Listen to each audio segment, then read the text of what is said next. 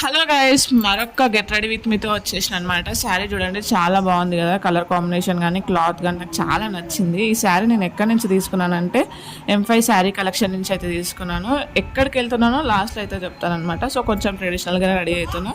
శారీ అయితే కట్టుకున్న తర్వాత కొంచెం నా దగ్గర ఉన్న కమ్మలు అయితే పెట్టేసుకున్నాను. ఆ తర్వాత ఈ సెట్ వచ్చేసి నేను మొన్న ఖైరతాబాద్కి వెళ్ళినప్పుడు అక్కడ జాతరలో అయితే తీసుకున్నాను. దాంతోపాటు ఇంకోటి కూడా తీసుకున్నాను, అదేంటంటే నల్ల పూసలు అనమాట. సో ఇవి రెండు తీసుకొని వేసేసుకున్నాను. ఈ శారీ మీదకి అది కరెక్ట్ సెట్ అయిందనమాట.